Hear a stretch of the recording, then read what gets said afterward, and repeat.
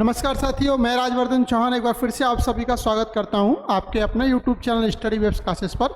और समय हो रहा है यूपी पुलिस और आने वाली परीक्षा यानी कि पैट की परीक्षा को ध्यान में रखकर बनाई गई स्लाइड्स पर बात करने का। तो जो आज का टॉपिक है वो है हमारा अव्यय, यानी कि आज हम बात करेंगे अव्यय पर। और अव्यय में भी क्रिया विशेषण पर हम ज़्यादा आज जो है विशेष बल देने वाले हैं। तो वीडियो की शुरुआत करने से पहले आपसे कहना चाहूँगा कि चैनल को सब्सक्राइब जरूर करिएगा, जिससे कि नई नई जो वीडियोस हैं वो आप तक समय से पहुंचते रहें। इसके लिए बेल आइकन के बटन को जरूर दबाएं, जिससे कि नए नए नोटिफिकेशन आप तक समय से पहुंचते रहें। यदि आप इस वीडियो को पसंद करते हैं तो ज़्यादा से ज़्यादा शेयर करिएगा, जिससे कि ज़्यादा से ज़्यादा लोग इसका फ़ायदा उठा सकें। तो शुरुआत करते हैं आज के सेशन की। और पहला क्वेश्चन आप सभी के लिए स्लाइड पर जो रहा वो रहा, ये है। लिखा हुआ है कि निम्नलिखित वाक्यों में या निम्नांकित वाक्यों में क्रिया विशेषण युक्त वाक्य कौन सा है। ऐसा कौन सा वाक्य है जो कि क्रिया विशेषण से युक्त है, ये आपको इसमें बतलाना है।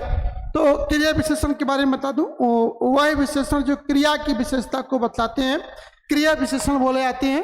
तो यहाँ पर वही पूछा गया है कि जो क्रिया की विशेषता को बतलाए वो वाक्य कौन सा है। मैं कल नहीं जाऊंगा, पहला सेंटेंस ये कैसा है, गलत है। दूसरा है ये फूल सुंदर है, ये भी गलत है। ठीक है। लड़का रोते रोते घर पहुंचा, ठीक है। रोते रोते पहुंचना क्या है, क्रिया है, और रोते रोते क्या है, विशेषण है। यानी कि सी वाला सेंटेंस देखिएगा, लड़का रोते रोते घर पहुंचा, इसमें जो है कह रहा है कि क्रिया विशेषण युक्त आपको वाक्य बताना है। तो क्रिया विशेषण का युक्त जो वाक्य है वो आपका सी, कि लड़का रोते रोते घर पहुंचा और आज शाम को मत आना, ये वाला वाक्य भी गलत है। तो जो पहले का सही आंसर होगा वो होगा आपका सी वाला। ठीक है। चलिए अगले क्वेश्चन की ओर बढ़ते हैं। लिखा हुआ है समान अधिकरण किस अव्यय का भेद है। समान अधिकरण किस अव्यय का भेद है। तो समान अधिकरण का मतलब होता है जिनका समान अधिकार है, यानी कि जिन शब्दों से समान अधिकार का बोध पता चलता है उन्हें हम समान अधिकरण कहते हैं। जैसे किंतु है, और है, या है, ये सब किस में आते हैं, समान अधिकरण में आते हैं। समुच्चयबोधक अव्यय का भेद है। तो पूछा गया है कि समान अधिकरण किस अव्यय का भेद है। तो समुच्चयबोधक, दूसरे में पहला ऑप्शन दे रखा है, समुच्चयबोधक अव्यय का ही क्या होता है, ये भेद होता है। कौन सा, समान अधिकरण समुच्चयबोधक अव्यय का भेद होता है। तो दूसरे का ए आंसर यहाँ पर बिल्कुल ठीक है। क्वेश्चन नंबर 3 की ओर बढ़ते हैं, देखते हैं 3 क्या कहता है। लिखा हुआ है जो शब्द वाक्यांशों, वाक्य तथा शब्दों को जोड़ते हैं उन्हें क्या कहते हैं। जो शब्द वाक्यांशों, वाक्य तथा शब्दों को जोड़ते हैं उन्हें क्या कहते हैं। तो देखिएगा, मैंने अभी कहा कि समान अधिकरण जिनका समान अधिकार होता है। समुच्चयबोधक जो कि एक दूसरे के साथ, ये जो शब्द वाक्यांश इत्यादि हैं उनको एक दूसरे के साथ जोड़ने का काम करते हैं, वो कौन से होते हैं, समुच्चयबोधक होते हैं। ठीक है। समान अधिकरण नहीं होते इसमें, क्यों, किंतु इंतु परंतु दे रखा होता था, आपके दे रखे थे, वो समान अधिकरण की बात करते हैं। समुच्चयबोधक में भी आते हैं। समुच्चयबोधक में भी और है, वरना है, यथा है, तथा है, अन्यथा है, ऐसे शब्दों का प्रयोग किया जाएगा, वो समुच्चयबोधक में आएंगे। ठीक है। वैसे यहाँ पर दे रखा है, एक उदाहरण की यदि हम बात करते हैं, जैसे कि राम और श्याम पढ़ रहे हैं, अगर ये लिखा हुआ हो राम और श्याम पढ़ रहे हैं, राम और श्याम पढ़ रहे हैं, ये वाक्य दे रखा हो और वहां पर शब्द दे रखा हो और कैसा है, तो और कैसा है, और जो है वो आपका इसमें कैसा आएगा, समुच्चयबोधक में आएगा। ठीक है। चलिए अगले क्वेश्चन की ओर पढ़ते हैं। लिखा हुआ है मैंने तुम्हें पढ़ाया इसलिए तुम उत्तीर्ण हो गए। मैंने तुम्हें पढ़ाया इसलिए तुम उत्तीर्ण हो गए, इसमें कौन सा समुच्चयबोधक अव्यय है। ठीक है। इसलिए तुम जो है उत्तीर्ण हो गए, इसमें बताना है आपको समुच्चयबोधक कौन सा शब्द जो है वाक्यों को जोड़ रहा है। देखिएगा, मैंने तुम्हें पढ़ाया, पहला वाक्य हुआ आपका ये, तुम उत्तीर्ण हो गए, ये दूसरा वाक्य हो गया। तो जो बीच में जोड़ने का काम कर रहा है, कंजंक्शन का काम कर रहा है, वो शब्द कौन सा हुआ, इसलिए। ठीक है। मैंने तुम्हें पढ़ाया इसलिए तुम उत्तीर्ण हो गए, तो इसमें सही आंसर क्या होगा, फोर्थ का बी आंसर यहाँ पर बिल्कुल ठीक होगा। फोर्थ का जो सही आंसर होगा वो होगा आपका बी। ठीक है, इसलिए यहां पर क्या होगा आपका समुच्चय बोधक का उदाहरण होगा। क्वेश्चन नंबर 5 की ओर बढ़ते हैं। 5 में देखिएगा क्या लिखा हुआ है। लिखा हुआ है समुच्चय बोधक को कहते हैं, समुच्चय बोधक को कहते हैं। ये दे रखा है, आपको बतलाना है समुच्चय बोधक को और किस नाम से जानते हैं। ये लिखा हुआ है अविकारी विकारी दोनों या कोई नहीं। तो अभी पहली बात कर दूं मैं कि अगर हम अविकारी शब्दों को पढ़ रहे हैं, अविकारी में ही ये समुच्चय बोधक भी आते हैं। तो समुच्चय बोधक किस में आते हैं, अविकारी शब्दों में ही आते हैं। ठीक है, अविकारी जिनमें कोई भी परिवर्तन नहीं होता वो क्या बोले जाते हैं, अविकारी बोले जाते हैं। ठीक है, जैसे मान लो लिखा हुआ है, एक एग्जाम्पल आपको देते हैं।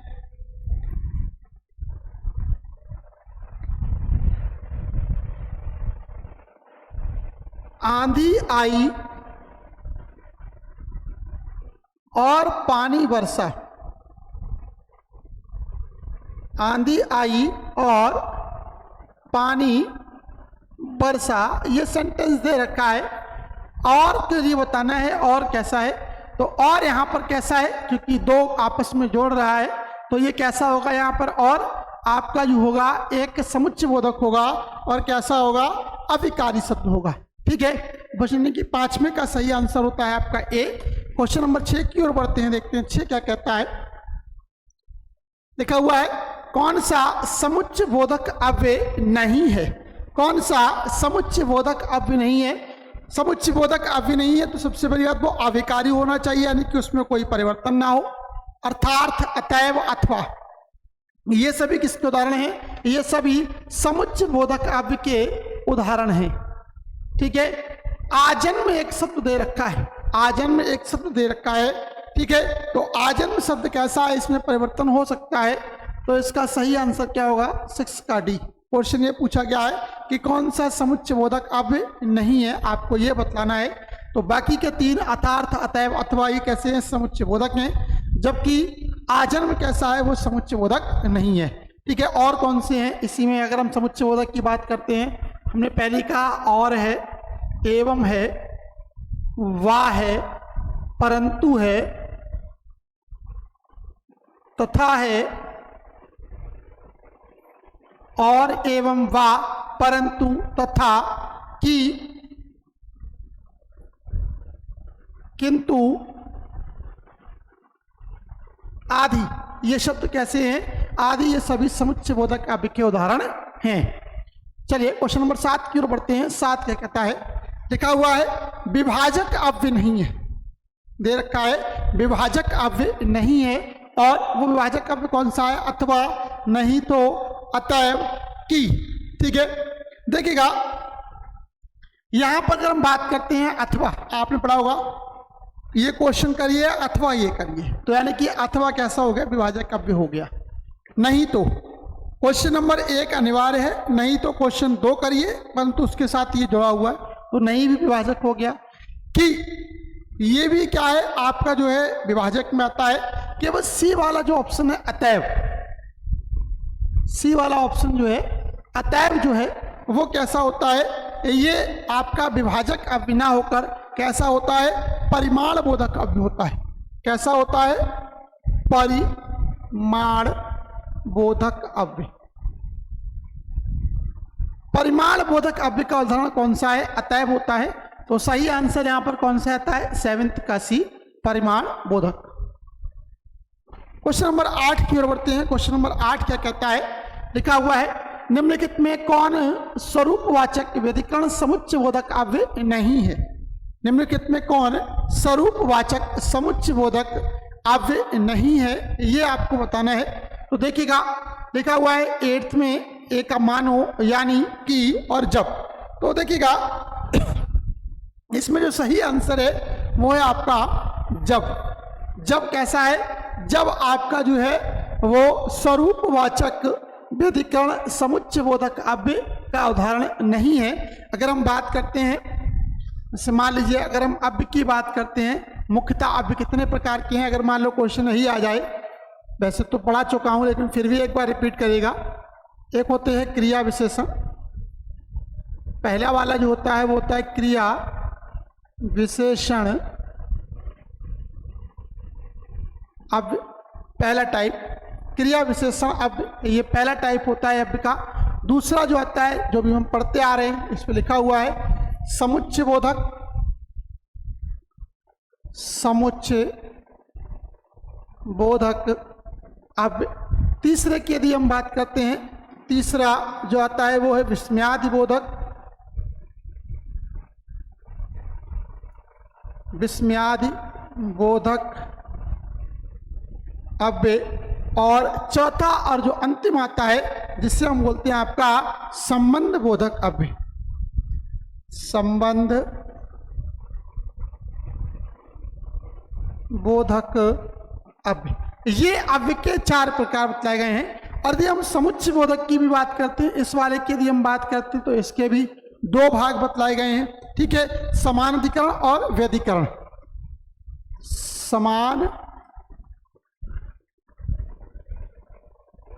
अधिकरण और दूसरा है व्यधिकरण अव्य। और इसमें भी अव्य। ये क्वेश्चन होता है। तो अगर हम बात करते हैं तो इसमें यही पूछा गया है कि स्वरूपवाचक व्यधिकरण समुच्चय बोधक अव्य नहीं है।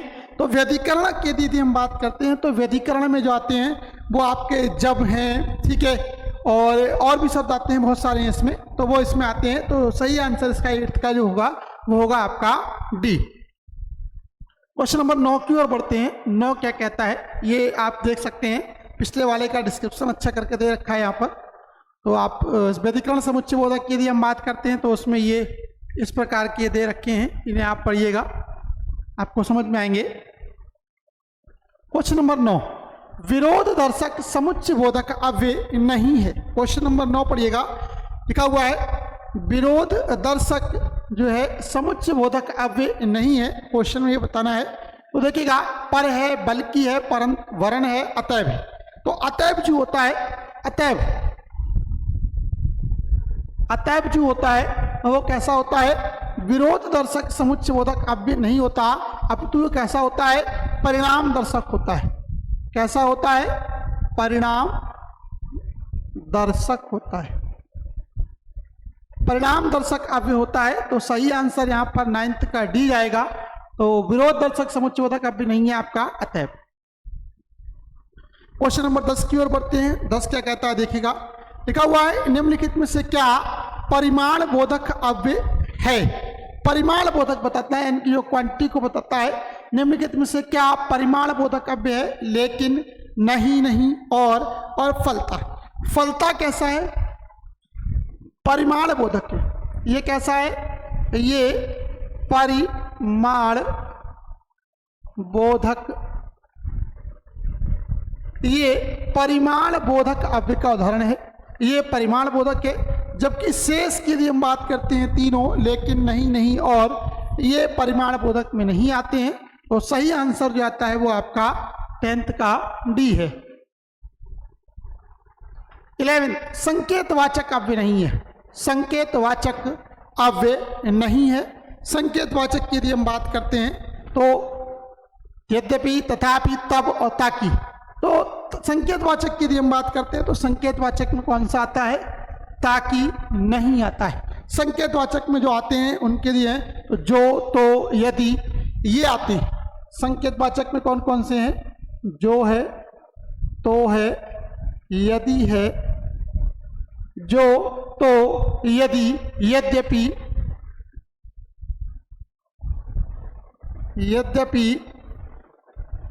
और तथापि, ये आते हैं। ठीक है, संकेतवाचक में कौन से हैं, यद्यपि, तथापि, तब और ताकि। तो 11th का जो डी आंसर है वो बिल्कुल आपका सही है। क्वेश्चन नंबर 12 की ओर बढ़ते हैं। 12 क्या कहता है, वह आया और मैं गया, इस वाक्य में समुच्चय बोधक शब्द बताइए। वह आया और मैं गया, समुच्चय बोधक। तो इसमें अगर आप देखेंगे तो एक शब्द आ रहा है और, ठीक है, वह आया और मैं गया। तो और शब्द कैसा होगा यहाँ पर, 12 का जो और है, यानी कि सी आंसर जो है वो आपका बिल्कुल सही है। यानी ये कैसा हुआ, ये आपका एक समुच्चय बोधक अव्यय का उदाहरण हुआ। चलिए क्वेश्चन नंबर 13 की ओर बढ़ते हैं। समानाधिकरण और व्यधिकरण किसके भेद हैं? अभी थोड़ी देर पहले मैंने ये कराया था समानाधिकरण और व्यधिकरण किसके भेद हैं। अभी मैंने एक समुच्चय बोधक बताया था। समुच्चय बोधक के दो भाग मैंने 4 बताए थे, 4 में एक आया था समुच्चय बोधक, उसके 2 भाग बतलाए गए थे, व्यधिकरण और समानाधिकरण। तो यही क्वेश्चन पूछा गया है कि किसके भेद हैं? ये समुच्चय बोधक के भेद हैं। ठीक है, समानाधिकरण की यदि हम बात करते हैं तो समानाधिकरण के पुनः 4 भेद होते हैं, संयोजक है, विभाजक है, विरोधवाचक है और परिमाण बोधक है। ये समानाधिकरण के भेद जो हैं बतलाए गए हैं। व्यधिकरण के भी वहां पर 4 तरीके के प्रकार बताए गए थे। तो जरा पिछले की अगर स्लाइड्स देखेंगे तो वहां पर वो सारे आंसर आपको मिल जाएंगे। चलिए आगे की ओर बढ़ते हैं, क्वेश्चन नंबर 14 की ओर बढ़ते हैं। हम दोनों शांतिपूर्वक पढ़ते रहते हैं। हम दोनों शांतिपूर्वक पढ़ते रहते हैं। इस वाक्य में पूर्वक शब्द कौन सा संबंध बोधक है? सविभक्तिक है, निर्विभक्तिक है, मौलिक है या यौगिक है? ठीक है, देखिएगा, हम दोनों शांतिपूर्वक पढ़ते रहते हैं। पूर्वक इस शब्द के बारे में पूछ रहा है, ये कैसा है? मौलिक शब्द है। ठीक है, मौलिक शब्द की यदि हम बात करते हैं तो ऐसे शब्द जो किसी संज्ञा के बाद आकर उस संज्ञा का संबंध वाक्य के दूसरे शब्दों से प्रकट करते हैं, उनके लिए हम संबंध बोधक कहते हैं। तो यदि व्युत्पत्ति के आधार पर यदि हम बात करते हैं तो संबंध बोधक 2 प्रकार के हैं, मौलिक संबंध बोधक और यौगिक संबंध बोधक। तो मौलिक की यदि हम बात करते हैं तो पूर्वक, बिना, पर्यंत, नाई, ये सब मौलिक संबोधक में आते हैं। यौगिक संबोधक की यदि हम बात करते हैं तो अपेक्षा, तुल्य, समान, चलते, लिए आदि ये कैसे आते हैं? आपके यौगिक संबंध बोधक में आते हैं। तो 14 का सी आंसर बिल्कुल सही है। 15, उनके बिना तुम कुछ नहीं हो। क्वेश्चन नंबर 15 क्यों पढ़ते हैं? उनके बिना तुम कुछ नहीं हो वाक्य में संबंध बोधक शब्द कौन सा है? उनके बिना तुम कुछ नहीं हो वाक्य में संबंध बोधक शब्द कौन सा है? उनके बिना तुम कुछ नहीं हो। ठीक है, वाक्य में संबंध बोधक शब्द कौन सा है ये बतलाना है। देखिएगा, बिना शब्द दे रखा है, 2 भाग हैं, उनके और तुम कुछ नहीं हो। उनके और तुम कुछ नहीं हो, उनके बीच में एक शब्द है बिना, और ये दोनों के बीच में क्या कर रहा है? संबंध का बोध करा रहा है। तो संबंध बोधक कौन सा हुआ यहाँ पर? 15 का बी, यानी कि बिना शब्द कैसा हुआ? संबंध बोधक। क्वेश्चन नंबर 16 की ओर बढ़ते हैं। लिखा हुआ है, किस वाक्य में संबंध बोधक अव्यय का प्रयोग हुआ है? ठीक है, देखिए, ऐसा काम मत करो, मैं पीछे आया था, मैं यह काम नहीं करूंगा, और मैं काम के पीछे आया था। ठीक है, यहां पर एक शब्द है पीछे का प्रयोग किया गया है, और ये किसका है? संबंध बोधक। मैं काम के पीछे आया था। ठीक है, संबंध को स्थापित कर रहा है। तो सही आंसर जो यहां पर जाएगा वो डी जाएगा कि संबंध बोधक अव्यय का प्रयोग हुआ है। 16 का डी आंसर बिल्कुल सही है। यहां पर सही आंसर क्या जाएगा? 16 का डी। 17 की ओर बढ़ते हैं। क्वेश्चन नंबर 17 देखिएगा क्या कहता है। 17, वह तो घर बैठा था, फिल इन द ब्लैंक्स, वह तो घर बैठा था। यहां पर आपको एक लिखा हुआ है उपयुक्त अव्यय और उसका भेद बताना है आपको। वह तो घर के बाहर बैठा था, स्थानवाचक क्रिया विशेषण, में बैठा था अधिकरण कारक, के सामने समुच्चय बोधक अव्यय और के भीतर संबंध बोधक अव्यय। ठीक है, देखिएगा, वह तो घर के भीतर बैठा था, सही यही होगा। के सामने बैठा था नहीं होगा, क्योंकि इनके जो साथ में दे रखे हैं के बाहर स्थानवाचक, में अधिकरण कारक, के सामने समुच्चय बोधक, के भीतर संबंध बोधक अव्यय का जो है प्रकार है, ये संबंध को प्रदर्शित कर रहा है। तो सही आंसर यहाँ पर जाएगा 17 का डी। वह तो घर के भीतर बैठा था, ये किसका है? संबंध बोधक का उदाहरण है। 17 का डी आंसर बिल्कुल सही है। 18 की ओर बढ़ते हैं। क्वेश्चन नंबर 18, तुम दिन भर घूमते रहते हो, तुम दिन भर घूमते रहते हो, भर शब्द में कौन सा अव्यय है? तुम दिन भर घूमते रहते हो, भर शब्द में कौन सा अव्यय है ये बतलाना है। विस्मयादि बोधक है, संबंध बोधक है, निपात है या आपका संयोजक है। तो देखिएगा, तुम दिन भर घूमते रहते हो, संबंध का बोध करा रहा है, संबंध को जोड़ रहा है, तो संबंध बोधक अव्यय का ये उदाहरण है। 18 का सही आंसर क्या जाएगा? बी जाएगा। 19 की ओर बढ़ते हैं। क्वेश्चन नंबर 19 क्या कहता है? लिखा हुआ है मुंबई के निकट पूना है। मुंबई के निकट पूना है, तो लिखा हुआ है कि निकट शब्द क्या है? मुंबई के निकट पूना है, तो देखिएगा किसके निकट पूना है? मुंबई के। तो यानी कि के निकट कौन है? मुंबई। यानी दोनों में क्या है? संबंध का भाव करा रहे हैं, संबंध का बोध करा रहे हैं। तो सही आंसर जाएगा संबंध बोधक अव्यय का ये 19 का बी। 20 भरोसे में शब्द का कौन सा रूप है? भरोसे में शब्द का कौन सा रूप है ये बतलाना है। तो भरोसे में देखिएगा विशेषण है, क्रिया विशेषण है, संबंध बोधक है, या आपका समुच्चय बोधक है, ये लिखा हुआ है। ठीक है, तो जैसे यदि हम बात करते हैं संबंध बोधक शब्दों की बात करते हैं, तो संबंध बोधक शब्द कौन कौन से होते हैं जरा ये देख लीजिएगा। उनमें एक तो आपका पहला जो भरोसे है और वही आता है। संबंध बोधक शब्द जो संबंध स्थापित करते हैं वो भरोसे है, बिना है, ठीक है, निकट है, अभी थोड़ी देर पहले आया था, मुंबई के निकट पूना है, निकट है, भरोसे है, बिना है, भीतर है, आगे है, बाहर है, भीतर है, आगे, बाहर, ये सभी किस में आते हैं? ये सभी आपके संबंध बोधक में आते हैं। तो सही आंसर 20 का जो है वो आता है आपका सी, ये किसका है? संबंध बोधक का उदाहरण है। 21 की ओर बढ़ते हैं। वह लाचार है। क्वेश्चन नंबर 21, वह लाचार है क्योंकि वह अंधा है, वाक्य में कौन सा अव्यय है? वह लाचार है क्योंकि वह अंधा है में कौन सा अव्यय क्योंकि का प्रयोग हुआ है? वह लाचार है क्योंकि वह अंधा है, क्योंकि क्या है? कारणवाचक है। 11th का भी आंसर बिल्कुल सही है, क्योंकि वह अंधा है, यानी कि 11th का सही आंसर जाता है आपको, 21 का सही आंसर जाता है बी, क्योंकि कैसा है? कारणवाचक का उदाहरण है। क्वेश्चन नंबर 22 की ओर बढ़ते हैं। उसके घर के आगे ही मेरा घर है। उसके घर के आगे ही मेरा घर है, लिखा हुआ है, संबंध बोधक का प्रयोग किया गया है। ठीक है, संबंध बोधक के बारे में अभी मैंने पहले कहा था, भीतर है, निकट है, आगे है, बाहर है, आगे शब्द का प्रयोग हुआ था। तो 22 का सी आंसर बिल्कुल सही है। ये कैसा है? आगे यहाँ पर संबंध बोधक का उदाहरण होगा, यानी कि 22 का सी आंसर सही है। 23 का लिखा हुआ है, अर्थ के आधार पर संबंधवाचक अव्यय को कितने भाग में विभक्त किया गया है? अगर हम बात करते हैं अर्थ के आधार पर संबंधवाचक अव्यय के बारे में, तो इसके 14 प्रकार बतलाए गए हैं भैया।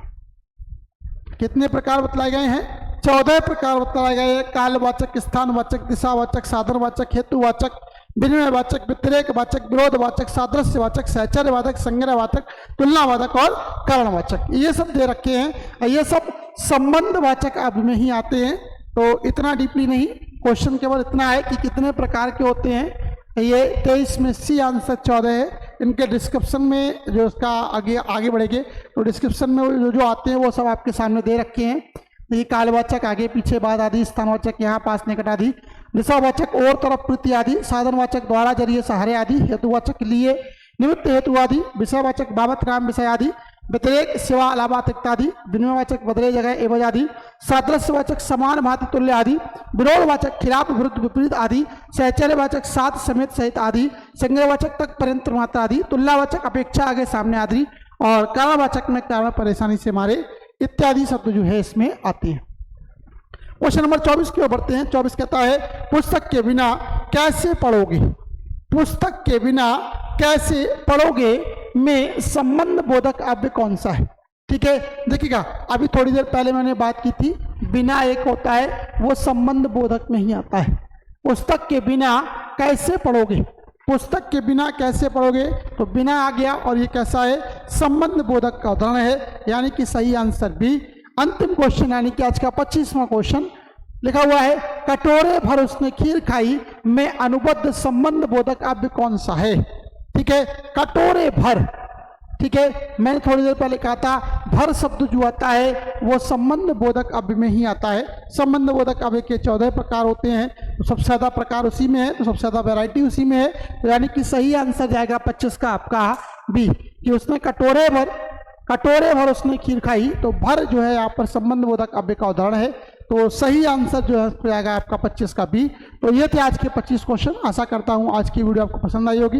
यदि इस वीडियो को पसंद करते हैं तो ज़्यादा से ज़्यादा शेयर करेगा, जिससे कि ज़्यादा से ज़्यादा लोग इसका फायदा उठा सकें। आज के लिए फिलहाल इतना ही, धन्यवाद। मिलते हैं कल के सेशन में कुछ नए फैक्ट के साथ, तब तक के लिए जय हिंद, जय भारत।